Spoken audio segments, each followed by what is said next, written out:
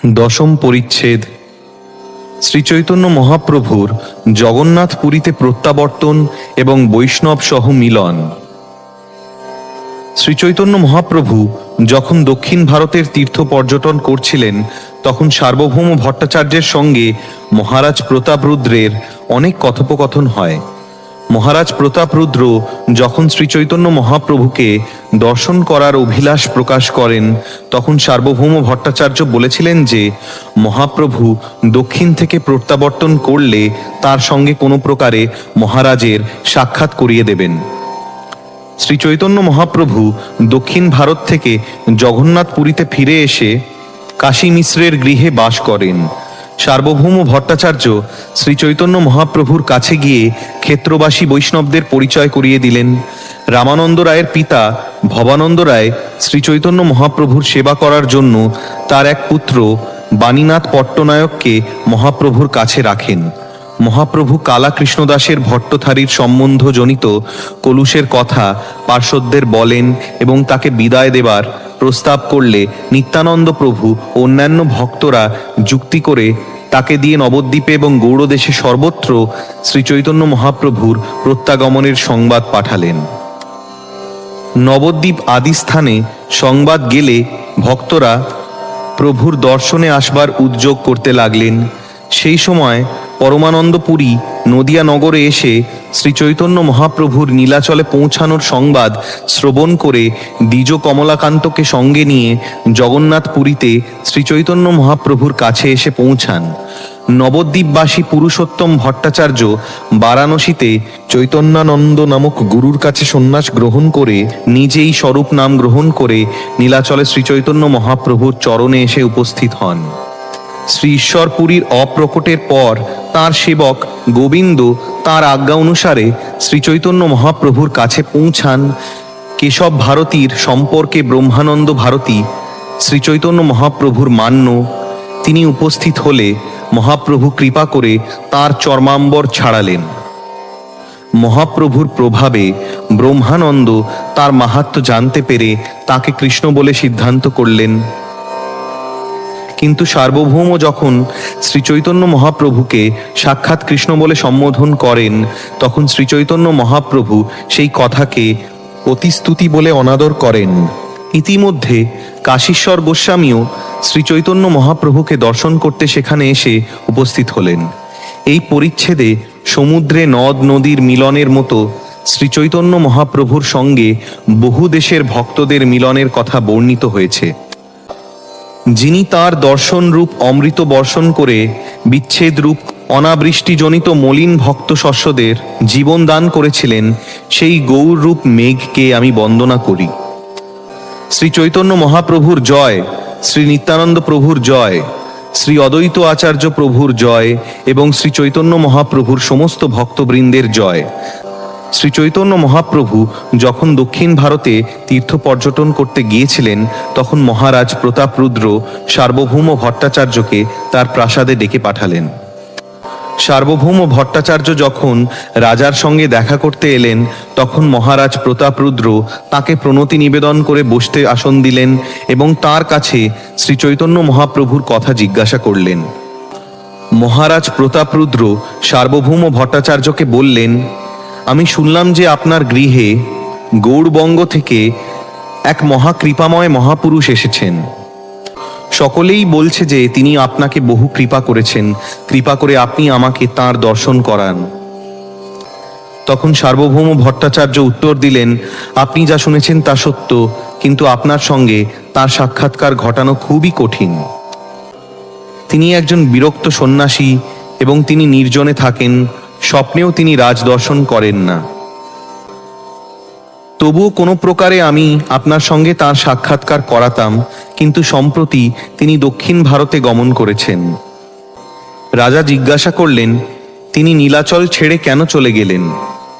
ভট্টাচার্য উত্তর দিলেন, মহাপুরুষদের লীলাই এই রকম। তীর্থ পবিত্র করার জন্য তারা তীর্থ ভ্রমণ করেন এবং সেই ছলে জড় জগতের বন্ধনে আবদ্ধ মানুষদের উদ্ধার করেন। আপনার মতো ভাগবতেরা নিজেরাই তীর্থস্বরূপ, তাঁদের পবিত্রতার জন্য ভগবান সর্বদা তাঁদের হৃদয়ে অবস্থান করেন এবং তাই তাঁরা পাপীগণের পাপ দ্বারা মলিন তীর্থস্থানগুলিকে পবিত্র করেন। তীর্থ পবিত্র করার জন্য তীর্থ ভ্রমণ এবং সেই ছলে জড় আবদ্ধ মানুষদের উদ্ধার করা বৈষ্ণবের এই একটি নিশ্চল স্বভাব। প্রকৃতপক্ষে শ্রীচৈতন্য মহাপ্রভু জীব নন, তিনি স্বতন্ত্র ঈশ্বর। তবুও প্রচ্ছন্ন রূপে ভক্তাবতার হয়ে তিনি বৈষ্ণবের মতো আচরণ করছেন। সেই কথা শুনে মহারাজ প্রতাপরুদ্র বললেন, আপনি কেন তাকে যেতে দিলেন? কেন তার পায়ে পড়ে যত্ন করে তাকে আপনি এখানে রাখলেন না?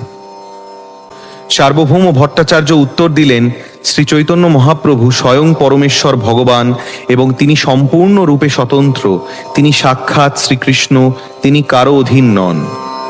তবুও তাকে এখানে রাখার বহু চেষ্টা আমি করেছি, কিন্তু ঈশ্বরের ইচ্ছা স্বতন্ত্র, তাই আমি তাকে এখানে ধরে রাখতে পারলাম না।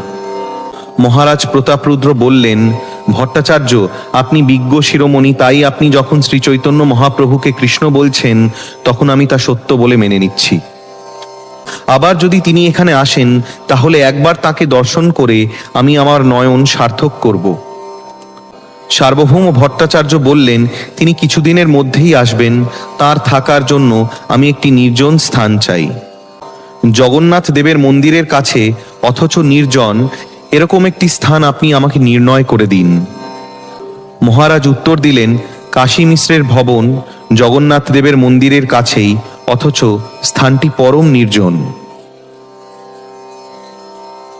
এই বলে শ্রীচৈতন্য মহাপ্রভুর প্রত্যাবর্তনের জন্য মহারাজ প্রতাপরুদ্র উৎকণ্ঠিত হয়ে রইলেন। সার্বভৌম ভট্টাচার্য তখন কাশী মিশ্রকে গিয়ে মহারাজ প্রতাপরুদ্রের সেই বাসনার কথা জানালেন।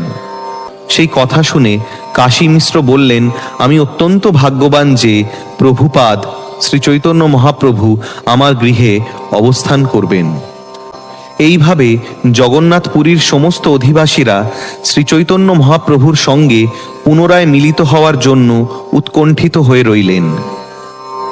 সকলের উৎকণ্ঠা যখন প্রবলভাবে বর্ধিত হল, তখন শ্রীচৈতন্য মহাপ্রভু দক্ষিণ ভারত থেকে ফিরে এলেন। শ্রীচৈতন্য মহাপ্রভুর ফিরে আসার সংবাদ পেয়ে সকলে অত্যন্ত আনন্দিত হলেন এবং তারা সকলে গিয়ে সার্বভৌম ভট্টাচার্যের কাছে নিবেদন করলেন, দয়া করে শ্রীচৈতন্য মহাপ্রভুর সঙ্গে আমাদের সাক্ষাৎ করিয়ে দিন। আপনার কৃপার প্রভাবেই কেবল তাঁর চরণাশ্রয় লাভ করা যায়। সার্বভৌম ভট্টাচার্য তাদের বললেন, কাল শ্রী মন্মহাপ্রভু কাশী মিশ্রের বাড়িতে যাবেন, সেখানে তাঁর সঙ্গে আপনাদের সকলের সাক্ষাৎ করিয়ে দেব। পরদিন শ্রীচৈতন্য মহাপ্রভু সার্বভৌম ভট্টাচার্যের সঙ্গে মহারঙ্গে জগন্নাথ দর্শন করলেন। জগন্নাথ দেবের সমস্ত সেবকেরা জগন্নাথের মহাপ্রসাদ নিয়ে মহাপ্রভুর সঙ্গে মিলিত হলেন। শ্রীচৈতন্য মহাপ্রভু তখন তাদের সকলকে আলিঙ্গন করলেন। জগন্নাথ দেবকে দর্শন করে শ্রীচৈতন্য মহাপ্রভু মন্দির থেকে বেরিয়ে এলেন। সার্বভৌম ভট্টাচার্য তাকে কাশী মিশ্রের বাড়িতে নিয়ে এলেন। কাশী মিশ্র তখন শ্রীচৈতন্য মহাপ্রভুর শ্রীপাদপদ্মে পতিত হয়ে তার গৃহসহ আত্মা তাকে নিবেদন করলেন। শ্রীচৈতন্য মহাপ্রভু তখন কাশী মিশ্রকে তাঁর চতুর্ভুজ রূপ দেখালেন। তারপর আত্মসাৎ করে তিনি তাকে আলিঙ্গন করলেন। শ্রীচৈতন্য মহাপ্রভু সেখানে তাঁর আসনে বসলেন এবং নিত্যানন্দ প্রভু প্রমুখ ভক্তরা তাঁর চারপাশে বসলেন। যেখানে শ্রীচৈতন্য মহাপ্রভুর থাকার ব্যবস্থা করা হয়েছিল সেই স্থানটি দেখে শ্রীচৈতন্য মহাপ্রভু সুখী হলেন। সেখানে তাঁর প্রয়োজনগুলির সমাধান হয়েছিল। সার্বভৌম ভট্টাচার্য তাকে তখন বললেন, প্রভু, এই স্থানটি আপনার বাসের উপযোগী, আপনি দয়া করে এখানে থাকুন, সেটি কাশী মিশ্রের আশা। শ্রীচৈতন্য মহাপ্রভু বললেন, এই দেহটি তোমাদের সকলের, তাই তোমরা যা বলবে তাতেই আমি সম্মত। সার্বভৌম ভট্টাচার্য তখন শ্রীচৈতন্য মহাপ্রভুর ডান পাশে বসে সমস্ত পুরুষোত্তমবাসীদের সঙ্গে মহাপ্রভুর পরিচয় করিয়ে দিতে লাগলেন। সার্বভৌম ভট্টাচার্য বললেন, প্রভু, এই সমস্ত নীলাচলবাসী আপনার সঙ্গে সাক্ষাৎ করার জন্য অত্যন্ত উৎকণ্ঠিত হয়েছে। তৃষ্ণার্ত চাতক যেভাবে হাহাকার করে, এরাও সেভাবে হাহাকার করছে। দয়া করে আপনি এদের অঙ্গীকার করুন। সার্বভৌম ভট্টাচার্য প্রথমে জনার্দনের সঙ্গে শ্রীচৈতন্য মহাপ্রভুর পরিচয় করিয়ে দিয়ে বললেন, ইনি হচ্ছেন জনার্দন, ইনি জগন্নাথের সেবক, অনবসরে ইনি জগন্নাথ দেবের শ্রীঅঙ্গের সেবা করেন। তারপর সার্বভৌম ভট্টাচার্য কৃষ্ণদাসের সঙ্গে শ্রীচৈতন্য মহাপ্রভুর পরিচয় করিয়ে দিয়ে বললেন, এর নাম কৃষ্ণদাস, ইনি জগন্নাথের সুবর্ণ বেত্র ধারণ করেন, আর ইনি হচ্ছেন শিখি মাহাতি, ইনি জগন্নাথ দেবের মন্দিরে লিখনাধিকারী। ইনি হচ্ছেন প্রদ্যুম্ন মিশ্র, একজন মহান বৈষ্ণব, ইনি জগন্নাথ দেবের একজন মহান সেবক এবং এর নাম দাস। ইনি হচ্ছেন শিখি মাহাতির ভাই মুরারি মাহাতি, তোমার চরণ ছাড়া এর আর কোনো গতি নেই।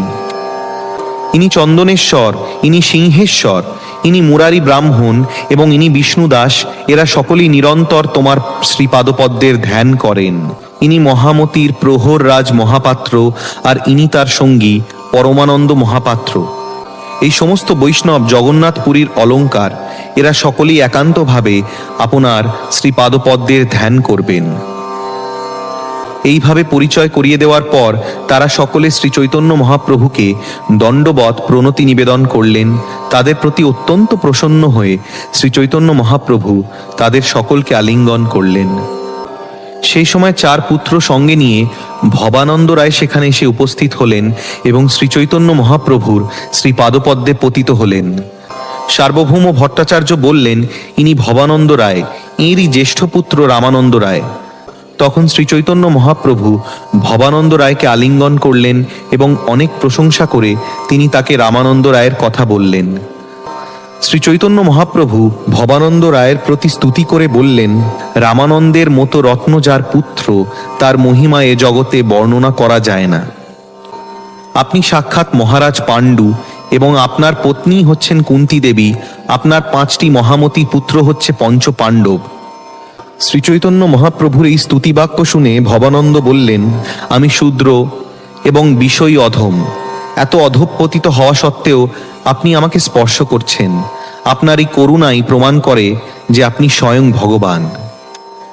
শ্রীচৈতন্য মহাপ্রভুর করুণার স্বীকৃতি প্রদর্শন করে ভবানন্দ রায় বললেন, আমার গৃহ, ধনসম্পদ, বিত্ত এবং পঞ্চপুত্র সহ আমি নিজেকে তোমার চরণে সমর্পণ করলাম। ভবানন্দ রায় বললেন, আমার এই পুত্র বাণীনাথকে আমি আপনার শ্রীপাদপদ্মে অর্পণ করলাম। আপনি যখন তাকে যা আদেশ করবেন সেই অনুসারে সে সর্বক্ষণ আপনার সেবা করবে।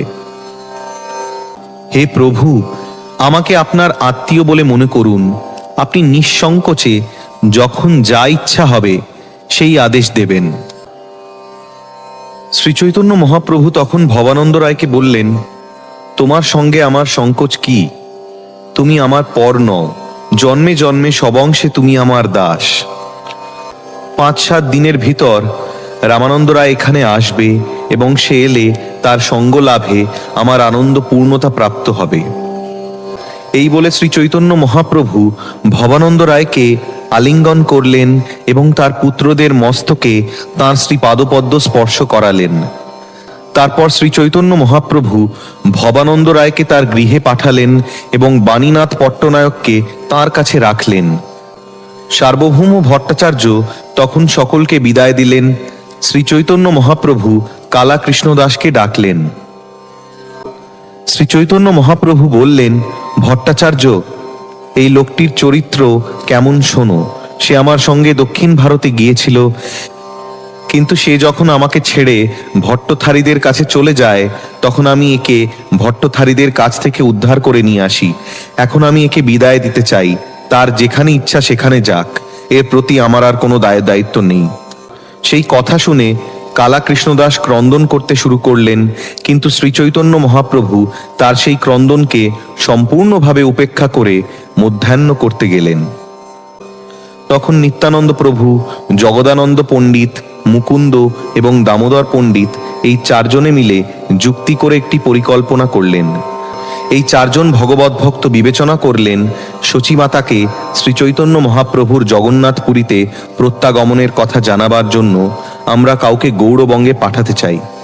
শ্রী অদ্বৈত আচার্য প্রভু শ্রীবাস প্রভু প্রমুখ সমস্ত ভক্তরাও তার আগমন বার্তা পেয়ে জগন্নাথ পুরীতে আসবেন। সুতরাং এই কৃষ্ণদাসকে দিয়ে আমরা গৌড়ে খবর পাঠাবো, এই বলে তারা কালা কৃষ্ণদাসকে আশ্বাস দিলেন।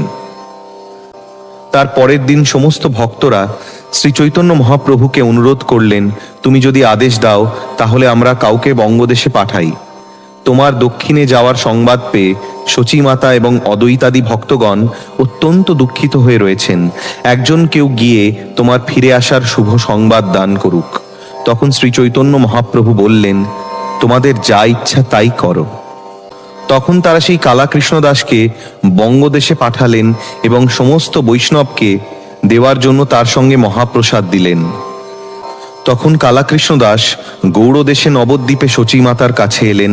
তাকে জগন্নাথ দেবের মহাপ্রসাদ দিয়ে প্রণতি নিবেদন করে শ্রীচৈতন্য মহাপ্রভুর দক্ষিণ থেকে ফিরে আসার সংবাদ দিলেন। সেই শুভ সংবাদ পেয়ে শচীমাতা অত্যন্ত আনন্দিতা হলেন এবং শ্রীবাস ঠাকুর প্রমুখ নবদ্বীপের সমস্ত ভক্তরা শ্রীচৈতন্য মহাপ্রভুর জগন্নাথ পুরীতে ফিরে আসার সংবাদ পেয়ে পরম উল্লসিত হলেন।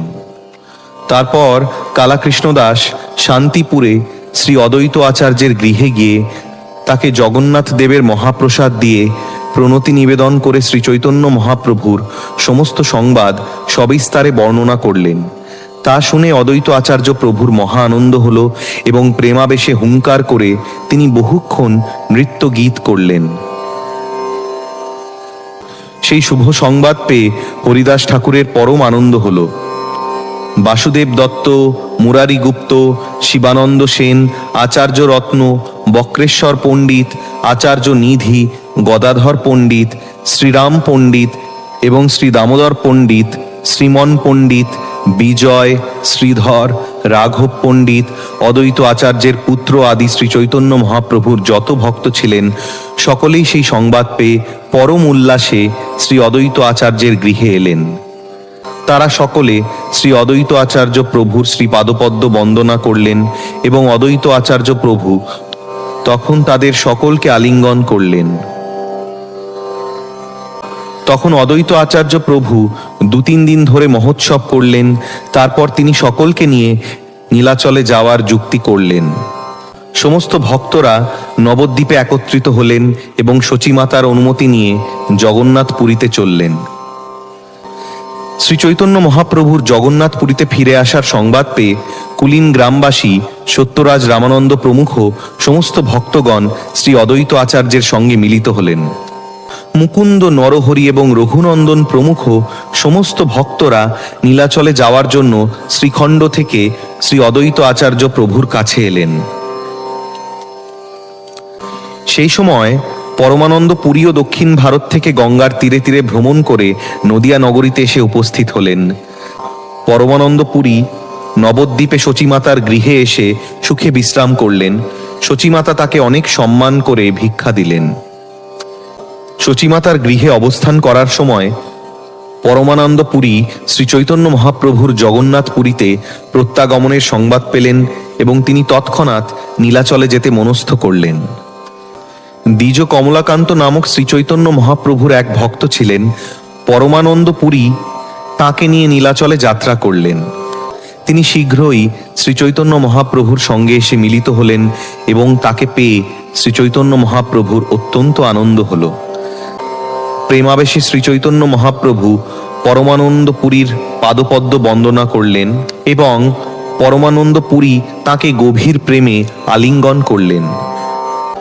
শ্রী চৈতন্য মহাপ্রভু তাকে বললেন, আমার খুব ইচ্ছা যে আপনার সঙ্গে থাকি, তাই আমাকে কৃপা করে আপনি জগন্নাথ পুরী আশ্রয় করুন। পরমানন্দ পুরী উত্তর দিলেন, আমিও তোমার সঙ্গে থাকতে চাই, তাই আমি গৌড়বঙ্গ থেকে জগন্নাথ পুরীতে এসেছি। দক্ষিণ থেকে তুমি ফিরে এসেছো শুনে শচীমাতা এবং সমস্ত ভক্তরা আনন্দিত হয়েছেন। তারা সকলে তোমাকে দেখতে আসছে, কিন্তু তাদের আসার বিলম্ব দেখে আমি তাড়াতাড়ি চলে এলাম। তার থাকার জন্য শ্রী চৈতন্য মহাপ্রভু কাশী মিশ্রের গৃহে একটি নিরিবিলি ঘর দিলেন এবং তাঁর সেবার জন্য একজন ভৃত্য দিলেন। তার পরের দিন স্বরূপ দামোদর সেখানে এসে উপস্থিত হলেন। তিনি ছিলেন শ্রী চৈতন্য মহাপ্রভুর একজন অতি অন্তরঙ্গ বন্ধু এবং ভাগবত প্রেমরূপ রসের সাগর। স্বরূপ দামোদর যখন নবদ্বীপে শ্রী চৈতন্য মহাপ্রভুর আশ্রয় ছিলেন, তখন তার নাম ছিল পুরুষোত্তম আচার্য। শ্রী চৈতন্য মহাপ্রভুকে সন্ন্যাস গ্রহণ করতে দেখে উন্মত্ত হয়ে তিনিও বারাণসীতে গিয়ে সন্ন্যাস গ্রহণ করেছিলেন। তার সন্ন্যাস গুরু চৈতন্যানন্দ ভারতী তাকে আদেশ দিলেন, বেদান্ত পাঠ করে সকলকে বেদান্ত পড়াও। স্বরূপ দামোদর ছিলেন বিষয়ের প্রতি সম্পূর্ণ উদাসীন এবং পরম পণ্ডিত। তিনি কায়মনে শ্রীকৃষ্ণ চরিত আশ্রয় করেছিলেন। নিশ্চিন্তে কৃষ্ণ ভজন করার জন্য উন্মত্ত হয়ে তিনি সন্ন্যাস গ্রহণ করেছিলেন। তিনি শিখাসূত্র ত্যাগরূপ সন্ন্যাস গ্রহণ করলেন, কিন্তু যোগপট্ট নিলেন না, তাই তার নাম হলো স্বরূপ। সন্ন্যাস গুরুর অনুমতি নিয়ে স্বরূপ দামোদর নীলাচলে আসেন এবং শ্রীচৈতন্য মহাপ্রভুর চরণে আশ্রয় গ্রহণ করে তিনি রাত্রিদিন কৃষ্ণপ্রেমের আনন্দে বিহ্বল হন। স্বরূপ দামোদর ছিলেন পাণ্ডিত্যের অবধি, অর্থাৎ তার মতো এত বড় পণ্ডিত আর কেউ ছিলেন না, কিন্তু তিনি কারোর সঙ্গে বাক্যালাপ করতেন না। তিনি একটি নির্জন স্থানে থাকতেন এবং লোকেরা তার উপস্থিতি অনুভব করতে পারত না। শ্রী স্বরূপ দামোদর ছিলেন কৃষ্ণ রসতত্ত্ববেত্তা এবং তার দেহ ছিল কৃষ্ণ প্রেমের মূর্ত প্রকাশ। তিনি ছিলেন সাক্ষাৎ শ্রী চৈতন্য মহাপ্রভুর দ্বিতীয় স্বরূপ। কেউ যখন কোনো গ্রন্থ, শ্লোক বা গীত রচনা করে শ্রী চৈতন্য মহাপ্রভুকে তা শোনাতে চাইতেন, তখন স্বরূপ দামোদর প্রথমে তা পরীক্ষা করে দেখতেন। তারপর সেগুলি তাঁর দ্বারা অনুমোদিত হলেই কেবল শ্রী চৈতন্য মহাপ্রভু তা শুনতেন। কোনো রচনা যদি ভক্তি সিদ্ধান্তের বিরোধী হতো অথবা তাতে যদি রসাভাস থাকত, তাহলে শ্রী চৈতন্য মহাপ্রভু তা শুনে আনন্দ পেতেন না। তাই স্বরূপ দামোদর গোস্বামী প্রথমে সমস্ত রচনাগুলির সিদ্ধান্ত ও শুদ্ধতা পরীক্ষা করে দেখতেন এবং শুদ্ধ হলেই কেবল সেইগুলি শ্রী চৈতন্য মহাপ্রভুকে শোনানো হতো। শ্রী স্বরূপ দামোদর বিদ্যাপতি চণ্ডীদাসের পদাবলী এবং জয়দেব গোস্বামীর শ্রী গীত গোবিন্দ গেয়ে শ্রী চৈতন্য মহাপ্রভুকে আনন্দ দান করতেন। শ্রী স্বরূপ দামোদর সঙ্গীতে ছিলেন গন্ধর্বের মতো সুদক্ষ এবং শাস্ত্র ব্যাখ্যায় দেবগুরু বৃহস্পতির মতো পারদর্শী। তাই সহজেই অনুমান করা যায় যে তার মতো মহামতি আর কেউ ছিলেন না। শ্রী স্বরূপ দামোদর অদ্বৈত আচার্য প্রভু এবং নিত্যানন্দ প্রভুর পরম প্রিয়তম ছিলেন এবং শ্রীবাস ঠাকুর আদি ভক্তবৃন্দের তিনি প্রাণতুল্য ছিলেন।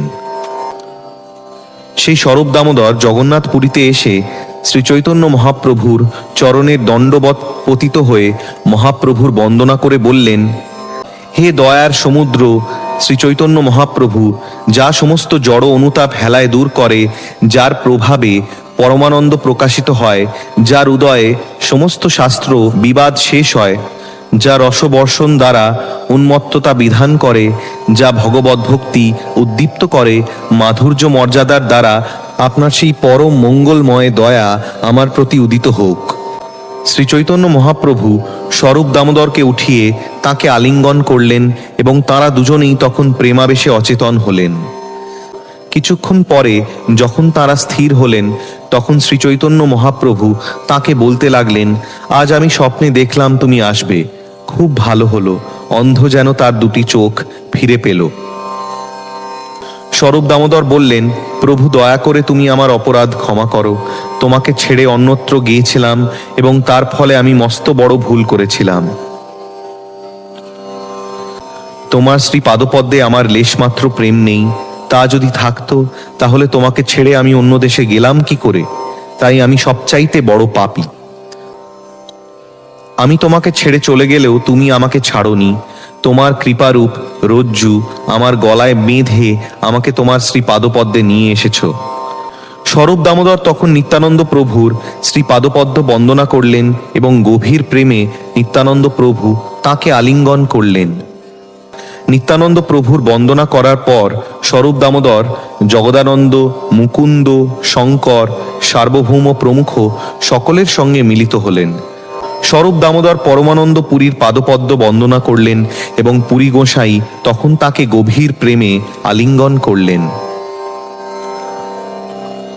শ্রী চৈতন্য মহাপ্রভু স্বরূপ দামোদরের থাকার জন্য নিভৃতে একটি ঘর দিলেন। এবং জল আনা ইত্যাদি পরিচর্যার জন্য তাকে একটি সেবক দিলেন।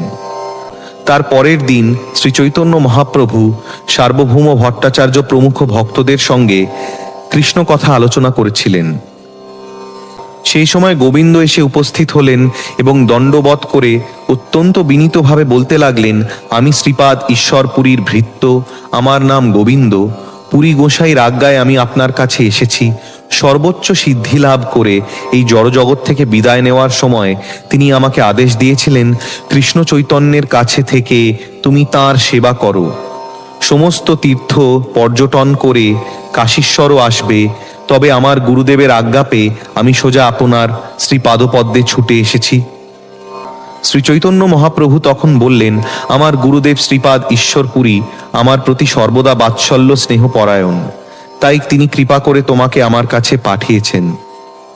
সেই কথা শুনে শ্রী সার্বভৌম ভট্টাচার্য শ্রী চৈতন্য মহাপ্রভুকে জিজ্ঞাসা করলেন, শ্রীপাদ ঈশ্বরপুরী কেন একজন শূদ্রকে তার সেবক রূপে রেখেছিলেন?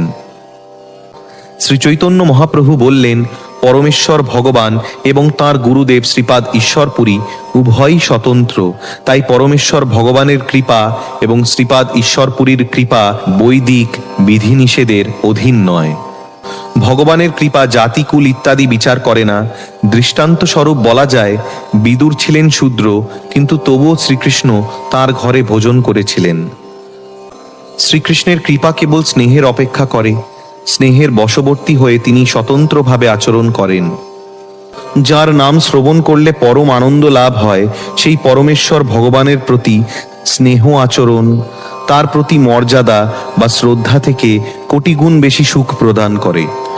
এই বলে শ্রী চৈতন্য মহাপ্রভু গোবিন্দকে আলিঙ্গন করলেন এবং গোবিন্দ শ্রী চৈতন্য মহাপ্রভুর শ্রীপাদপদ্মে প্রণতি নিবেদন করে তার বন্দনা করলেন।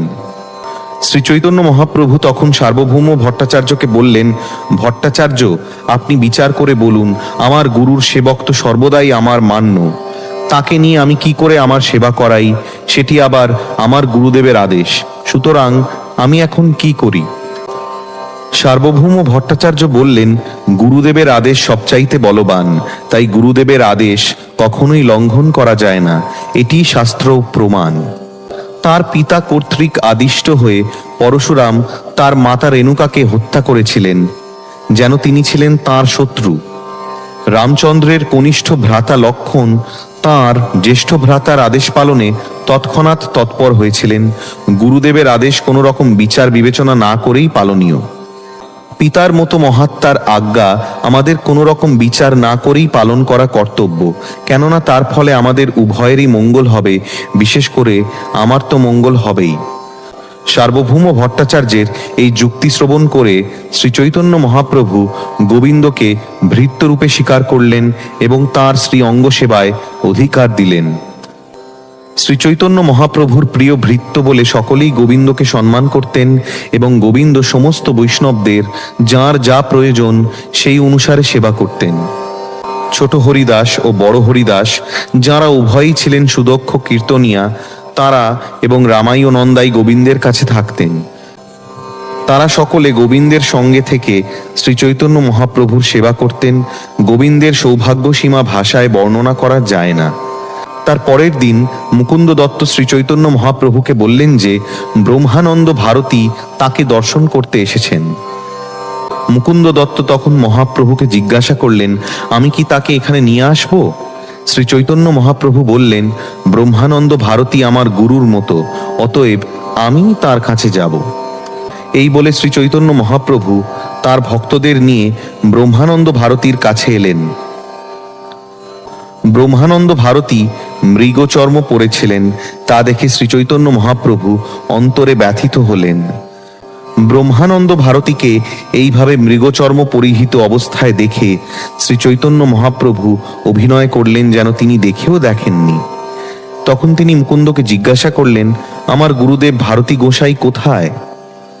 মুকুন্দ দত্ত বললেন, এই তো আপনার সামনে ভারতী গোসাই দাঁড়িয়ে আছেন। শ্রী চৈতন্য মহাপ্রভু তাকে বললেন, তুমি ভুল বলছো, ইনি ব্রহ্মানন্দ ভারতী নন, তোমার কোনো জ্ঞান নেই, তুমি একজনকে আরেকজন বলছো। ব্রহ্মানন্দ ভারতী কেন মৃগচর্ম পরিধান করবেন? সেই কথা শুনে ব্রহ্মানন্দ ভারতী মনে বিচার করলেন, শ্রী চৈতন্য মহাপ্রভু আমার মৃগচর্ম পরিধান পছন্দ করেননি। এইভাবে তার ভুল স্বীকার করে ব্রহ্মানন্দ ভারতী ভাবতে লাগলেন, তিনি যা বলছেন তা ঠিকই। আমি কেবল আমার পদমর্যাদা বিচার করার জন্য মৃগচর্ম পরিধান করি। কেবলমাত্র মৃগচর্ম পরিধান করার ফলে সংসার সমুদ্র উত্তীর্ণ হওয়া যায় না। আজ থেকে আমি আর এই মৃগচর্ম পরব না। ব্রহ্মানন্দ ভারতীর অন্তরের কথা জানতে পেরে শ্রী চৈতন্য মহাপ্রভু সন্ন্যাসীর বহির্বাস আনালেন। মৃগচর্ম ছেড়ে ব্রহ্মানন্দ যখন সন্ন্যাসীর বসন পড়লেন, তখন শ্রী চৈতন্য মহাপ্রভু তার শ্রীচরণ বন্দনা করলেন।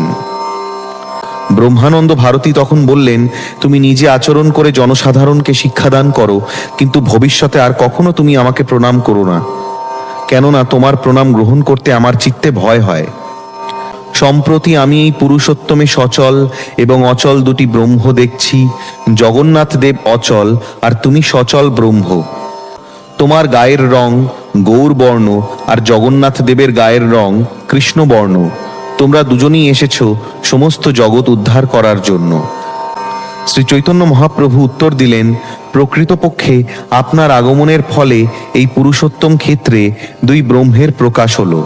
ব্রহ্মানন্দ নামক আপনি গৌর ব্রহ্ম সচল আর শ্যামবর্ণ জগন্নাথ দেব অচল হয়ে বসে আছেন। ব্রহ্মানন্দ ভারতী বললেন, সার্বভৌম ভট্টাচার্য, দয়া করে আপনি মধ্যস্থ হয়ে এর সঙ্গে আমার বিচার মন দিয়ে শুনুন। ব্যাপ্য এবং ব্যাপকভাবে জীব এবং ব্রহ্মকে বিশ্লেষণ করা হয়েছে।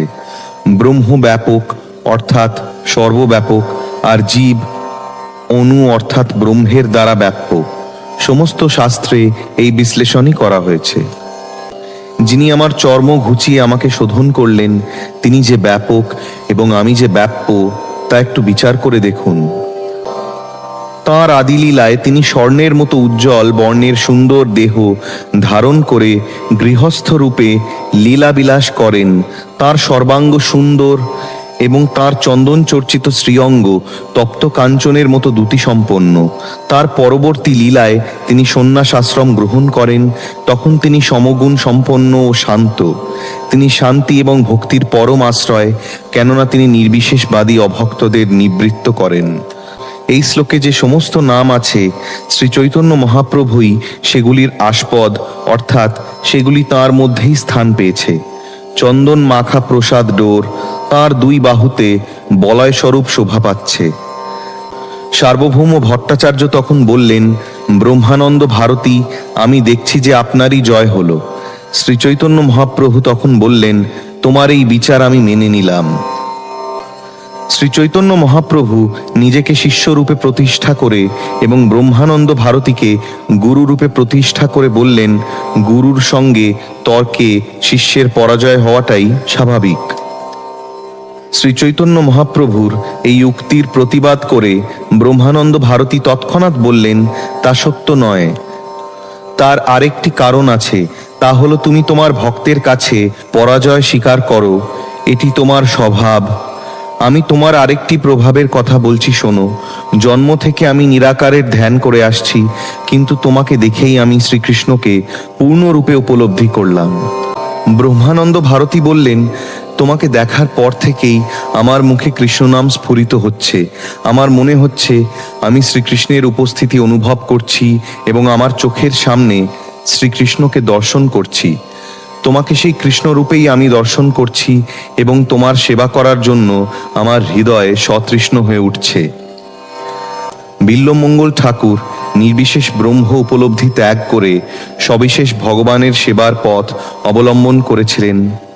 একে দর্শন করেও আমারও ঠিক সেই দশাই হয়েছে।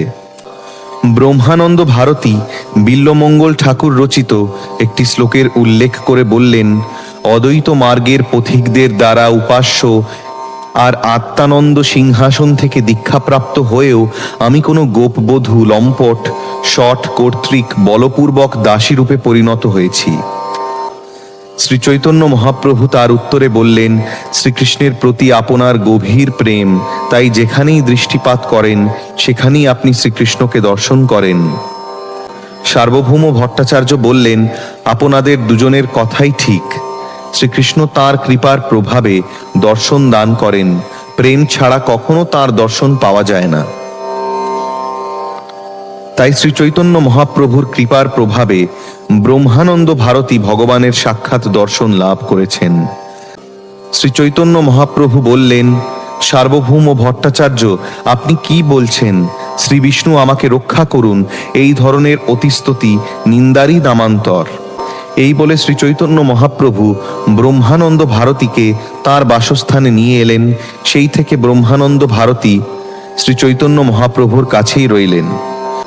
পরে রামভদ্রাচার্য এবং ভগবান আচার্যও সব রকম জড়জাগতিক কার্যকলাপ পরিত্যাগ করে শ্রী চৈতন্য মহাপ্রভুর চরণাশ্রয় করে রইলেন। তার পরের দিন কাশীশ্বর গোসাই শ্রী চৈতন্য মহাপ্রভুর কাছে এলেন এবং মহাপ্রভু অনেক সম্মান প্রদর্শন করে তাকে তার কাছে রাখলেন।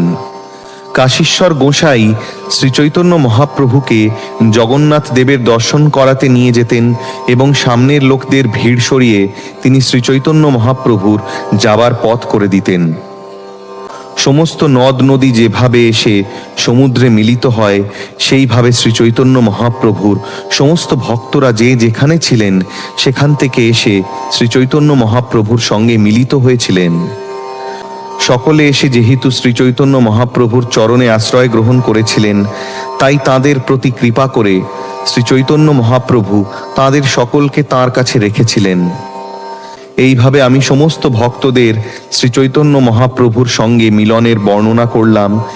যিনি এই বর্ণনা শ্রবণ করেন তিনি শ্রী চৈতন্য মহাপ্রভুর চরণাশ্রয় লাভ করেন।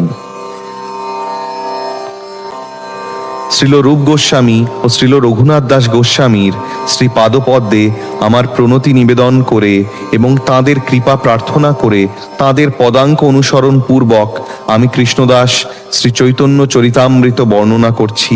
ইতি শ্রী চৈতন্য মহাপ্রভুর জগন্নাথপুরীতে প্রত্যাবর্তন এবং বৈষ্ণব সহ মিলন বর্ণনা করে শ্রী চৈতন্য চরিতামৃত গ্রন্থের মধ্যলীলার 10ম পরিচ্ছেদের ভক্তি বেদান্ত তাৎপর্য।